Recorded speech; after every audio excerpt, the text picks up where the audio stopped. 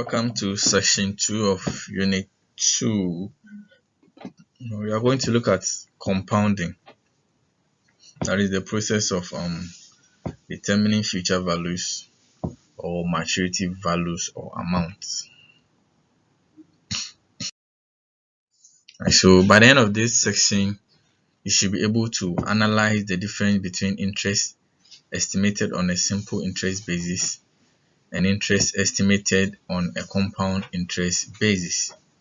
So also analyze how the adequacy of compounding affects the effective interest if the annualized interest is known. And our third concept is to apply the concept of compounding. Right, so what is compounding then? If you say compounding, what do you mean by compounding? So we say compounding is the process of estimating the interest or the maturity value using the compound interest. That is what is meant by compounding.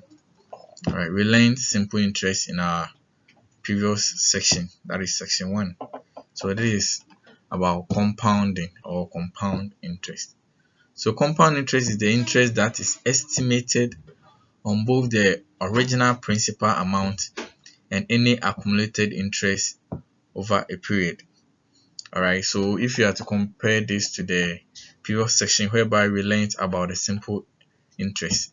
So with the simple interest, the interest was calculated on only the principal amount.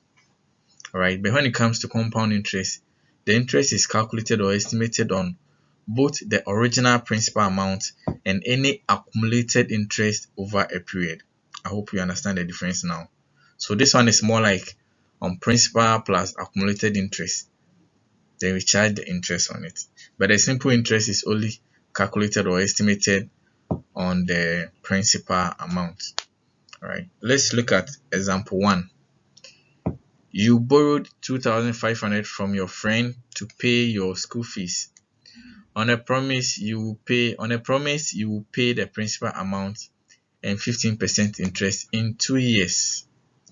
So how much interest will you pay your friend if the aggregate amount or compound on interest basis is on compound interest basis? Oh god. Alright, so if the interest is on a compound interest basis, so this is the solution to the question. So the amount equals the principal into bracket 1 plus r exponent n.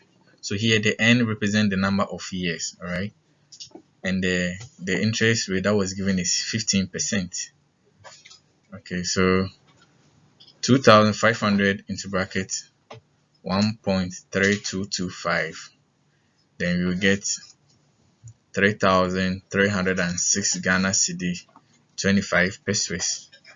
Alright, so if the question asks to find the interest, then it means that we just less the principal amount from the total amount that the person is going to pay. So the difference between the total amount and the principal amount is the interest. Alright, so the interest here will be 806 Ghana cedi 25 pesos. I hope you are learning. Let's move on. So we also have the frequency of compounding. Alright, so sometimes the interest rate wouldn't be charged annually. Alright, we can have semi-annual compounding.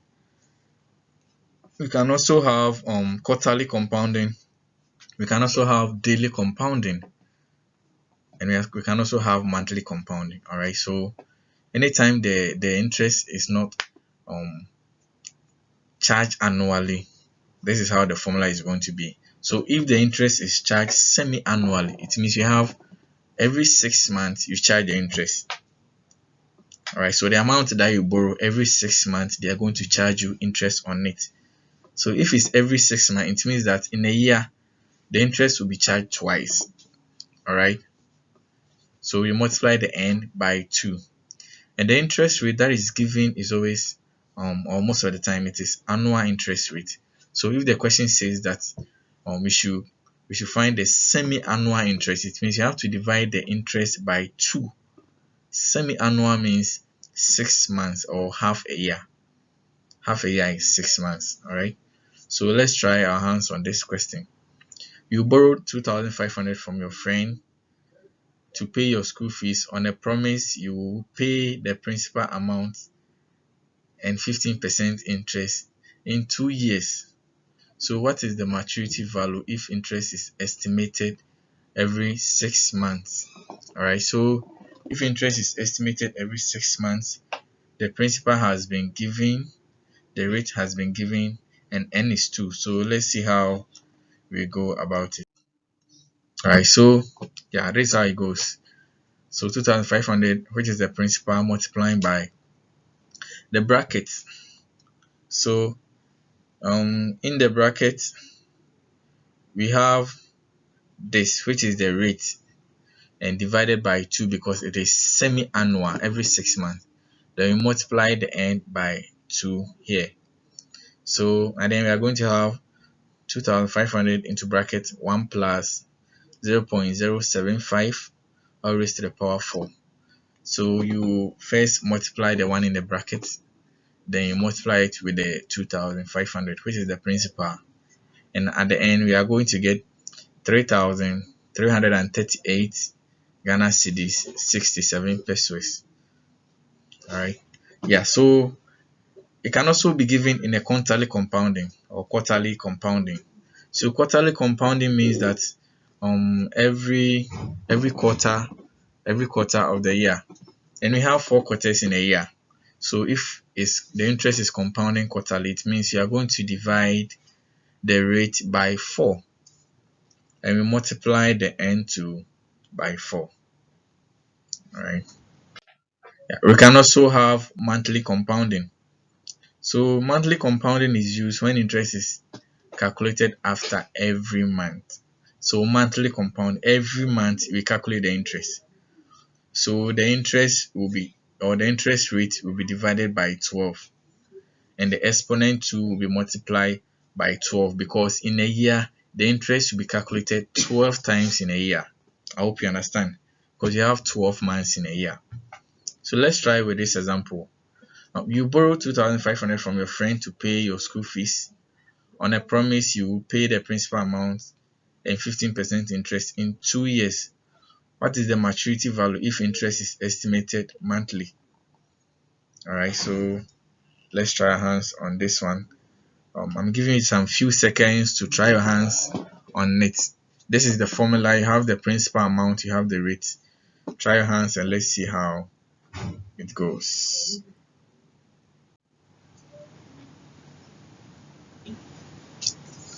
All right, so I hope you're able to do it. Yeah, so this is how it will look like. The R will be divided by 12, and the N2 will be multiplied by 12. So then we are going to have 3,368 Ghana cedis, 38 pesos. So this is the amount that will be paid at the end of the 2 years if the interest is compounded monthly. Okay. Yeah, so we've learned a lot today. We've learned how to calculate the compound interest when given monthly, quarterly, semi-annually. You can also try your hands on daily. Yes. So the daily, it means the R will be divided by 365, and the N2 will be multiplied by what? 365. So these are the things that we looked at in this section. So we said that through the process of compounding, we can determine the future value of an amount today. As the frequency of compounding increases, the amount or the future value of a lump sum also increases. However, sometimes the future amount will be known, but the principal or the initial amount will be unknown. So if the initial amount is unknown, it means you can know how to find the initial amount. We did change of subject whereby P is given or this one is given and you are asked to find the other one. You just do change of subject to the formula and you are good to go. Okay, so we have some questions here for you. Try your hands as you practice or as you go through the video. make sure you understand it and try your hands on these questions, and it will enhance your understanding. We also have some here. Make sure you go through all of them. All right. This will be the end of this section. Thank you for your time, and I will see you in the next section.